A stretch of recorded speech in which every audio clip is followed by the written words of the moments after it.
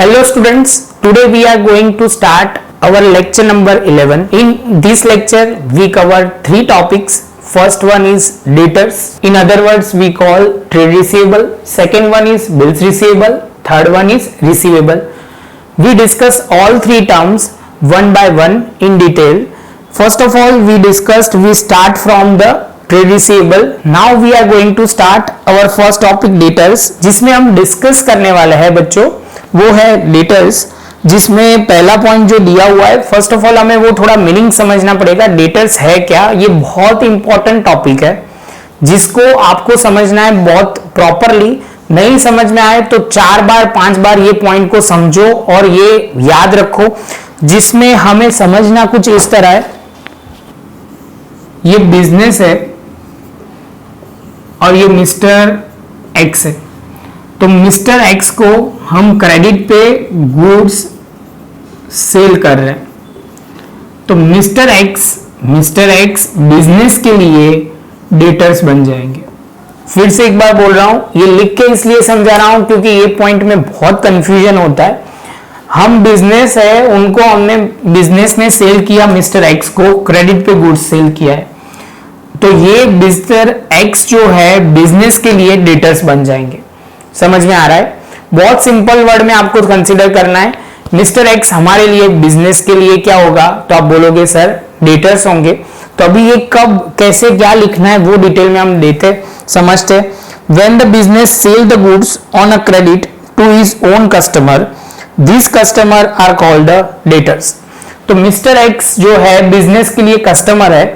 वो कस्टमर को हम जितने गुड्स बेचेंगे क्रेडिट पे, तो वो गुड्स जो बेचेंगे वो इतनी अमाउंट के लिए वो डेटर्स बन जाएंगे.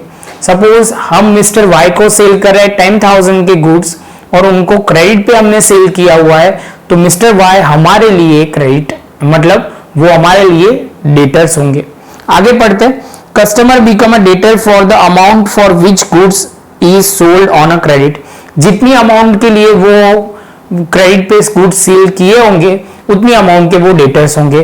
सपोज कई बार ऐसा भी हो सकता है, सपोज बच्चों कि 10,000 के गुड्स है, उन्होंने 4,000 कैश में इमीडिएटली पेमेंट कर दिया, तो 6,000 उनका बाकी है, तो वो 6,000 के डेटर्स बन जाएंगे. जितनी अमाउंट पेंडिंग होगी किसी से लेने की, तो वो आप बोलोगे सर क्रेडिट सेल्स की जितनी भी अमाउंट बाकी होगी, जितनी भी अमाउंट क्रेडिट सेल्स की, वो सपोज जितनी अमाउंट हमें लेनी बाकी होती है उतनी अमाउंट के लिए वो हमारे डेटर्स बन जाएंगे. आगे पढ़ते हैं. Debtors are treated as a current asset. वो हमारे लिए करंट एसेट के तौर पे कंसिडर होंगे. डेटर्स ये एक आप समझ लो, एक फिर से आखिरी में बोल रहा हूं कि डेटर्स वो होता है जिसको हमने क्रेडिट सेल्स पे गुड्स सेल किया है. वो जिसको बोल रहे हैं वो कस्टमर बोलेंगे. कस्टमर को हमने सेल किया है और कस्टमर के पैसे लेना बाकी है, और ये सेल कौन सा है, क्रेडिट सेल्स पे है, तो पैसे लेना बाकी होते हैं, तो वो हमारे लिए डेटर्स बन जाएंगे. सेम वे आगे पढ़ते हैं बच्चों. Bills receivable. तो बिल्स रिसीवेबल आप बोलोगे सर अभी इससे आगे होता है, जिसमें क्या होता है कि हमने अमाउंट लेनी बाकी होती है. इसमें दो पार्टी इन्वॉल्व होती है. जैसे मैं एक सिंपल वे में समझाता, जैसे मैंने थोड़ा ड्रॉ करके लिखा हुआ है, आप बोलोगे सर यहाँ कुछ एक लाइन लिखी हुई है, 4 लाइन ड्रॉ की है, तो और कुछ नहीं है. तो इसमें क्या होगा, दो पार्टी होती है. एक जो बिल लिखता है, मतलब समझ लो मिस्टर एक्स से मुझे पैसे लेने बाकी है, मुझे मिस्टर एक्स के से पैसे लेने बाकी है. आप बोलोगे सर बच्चों ये एग्जाम्पल मैं प्रॉपर तरीके से आपको समझा रहा हूं जिससे आपको बहुत समझने में इजी रहेगा. जैसे सिंपल वे में मैं बता रहा हूं, जैसे समझ लो मिस्टर एक्स को हमने गुड्स सेल किए थे, गुड्स सेल किए, उनको 10,000 की अमाउंट पे करना बाकी है. तो मैंने क्या किया, तो मैंने उन पे बिल्स रिसीवेबल लिखा. बिल्स रिसीवेबल मतलब क्या होता है, बिल्स में दो पार्टी होती है, एक राइटर मतलब जो लिखता है वो, और दूसरा एक्सेप्ट करता है वो. तो आप बोलोगे सर ये इसमें क्या होता है, तो इसमें प्री डिटरमाइंड ऑर्डर किया जाता है कि आपको इतनी अमाउंट इतने दिन के बाद, स्पेसिफिक टाइम के बाद आपको ये अमाउंट पे करनी है. मिस्टर एक्स जो होगा वो एक्स यहाँ पे साइन करेगा, अपनी जो भी है वो साइन करके वो एक्सेप्ट करेगा कि ये दिन पे ये अमाउंट मैं आपको पे कर दूंगा. ये ड्रॉअर जो हम लिखते हैं उसको हम बोलते हैं, जो हम लिखते हैं वो ड्रॉअर होता है. और ड्रॉइंग ये कौन लिखेगा बच्चों, जिसको पैसे लेना बाकी होते हैं वो लिखता है, और एक्सेप्ट कौन करता है, जिसको पे करना बाकी होता है। समझ में आ रहा है? फिर से एक बार बोल रहा हूं बच्चों, ये ट्रेड पेबल के ऑपोजिट में आएगा। आप बोल रहे हो सर ट्रेड रिसीवेबल की बात कर रहे हो और ट्रेड पेबल की बात कर रहे हो, क्या बात कर रहे हो? मैं बात कर रहा हूं ट्रेड रिसीवेबल की, लेकिन ट्रेड पेबल में उससे उल्टा होता है, तो बहुत ध्यान में रखना। फिर से एक बार बोल रहा हूं, सपोज हम लिख रहे हैं और सामने वाला एक्सेप्ट कर रहा है, तो हमारे लिए ये क्या होगा, ट्रेड रिसीवेबल होगा। फिर से एक बोल रहा हूं कि हम लिख रहे हैं, मतलब हमने ड्रॉ किया हुआ है और सामने वाला एक्सेप्ट कर रहा है कि सर मैं आपको 15 दिन के बाद पेमेंट करूंगा, तो हमारे लिए ये ट्रेड रिसीवेबल होगा।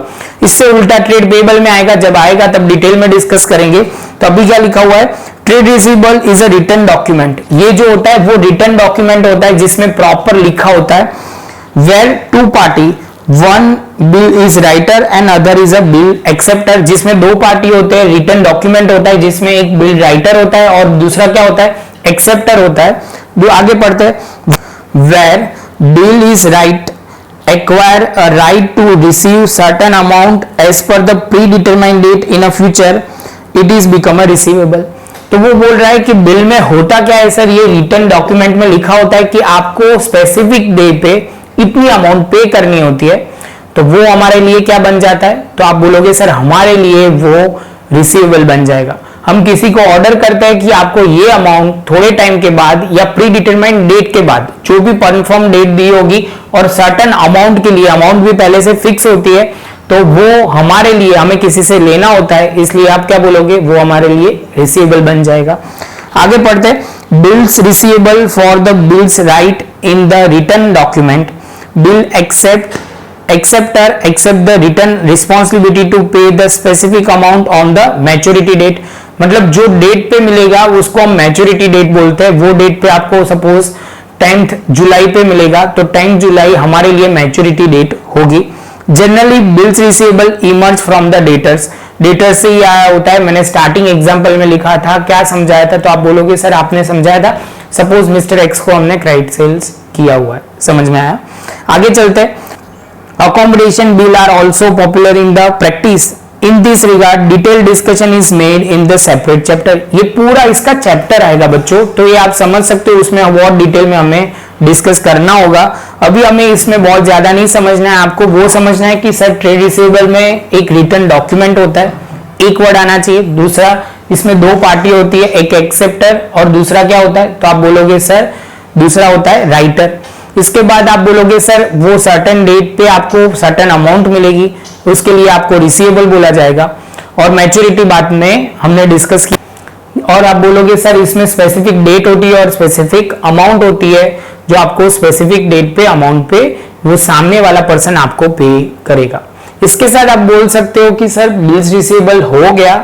बहुत इंपॉर्टेंट टॉपिक है बच्चों, इसमें बहुत कंफ्यूजन आता है। ट्रेड रिसीवेबल जिसको हम बोलेंगे डेटर्स, ट्रेड रिसीवेबल और बाद में लिखा है रिसीवेबल, खाली रिसीवेबल लिखा है। तो रिसीवेबल में बहुत कुछ आता है, आपको कंसीडर करना है। हम पहले पढ़ते हैं और उसके बाद आगे डिस्कस करते हैं। Any amount to be receive by the businessman in the future from the any person और persons is known as a receivable. तो आप बोलोगे सर आपको किसी से लेना है या किसी पर्सन से साथ से लेना है, तो आपके लिए वो क्या हो जाएगा, रिसीवेबल बन जाएगा। आगे पढ़ते बच्चों। Debtor and bill receiver are included in the receivable, ये दोनों चीज इंक्लूड होगी। इसके बाद मैंने एक यहाँ पैराग्राफ तो चल ही रहा है, ऊपर और एक आ जाएगा नीचे जो पॉइंट में, जिसमें क्या क्या कवर होता है वो है। पहले हम नीचे वाला पढ़ लेते हैं। In other receivable commission, in other receivable commission outstanding, rent outstanding, interest outstanding, prepaid expense are etcetera are included, loan and advances are also included in it. तो आप बोलोगे सर थोड़ा मीनिंग और प्रॉपर समझते हैं, पहले ऊपर से बोल रहा हूं। अभी डेटर्स समझ में आएगा, बिल्स रिसीवेबल समझ में आएगा, आउटस्टैंडिंग इनकम के एग्जांपल दिए हुए हैं उन्होंने नीचे, commission outstanding, rent outstanding, interest outstanding. कहने का मतलब आपको किसी से कमीशन लेना बाकी है, रेंट लेना बाकी है या इंटरेस्ट लेना बाकी है, तो वो सारी कंसिडर होगी आउटस्टैंडिंग इनकम में, जो रिसीवेबल में आएगा। और लास्ट में लिखा हुआ है प्रीपेड एक्सपेंस, हम किसी को एडवांस में पेमेंट कर देते हैं तो वो हमारे लिए क्या हो जाएगा, रिसीवेबल हो जाएगा। ये थोड़ी टर्मिनोलॉजी थी जो आपको बहुत ध्यान से समझनी है, लिखनी भी है, जिससे आपको क्लैरिटी बहुत परफेक्ट आ जाएगी। ये लेक्चर हम यहीं कंप्लीट कर रहे हैं। ये हमारा लेक्चर नंबर था 11, जिसमें हमने डिस्कस 3 पॉइंट पे फोकस किया है, debtors, bills receivable and receivable. इसके साथ हम लेक्चर कंप्लीट करते हैं। आपको ये वीडियो अच्छा लगा हो तो लाइक शेयर सब्सक्राइब जरूर कीजिए। मिलेंगे अब लेक्चर नंबर 12 में, जिसमें बहुत इंपॉर्टेंट पॉइंट कवर करेंगे, इससे उल्टा creditor, bills payable and payables. ये 3 पॉइंट हम डिस्कस करेंगे लेक्चर नंबर 12 में।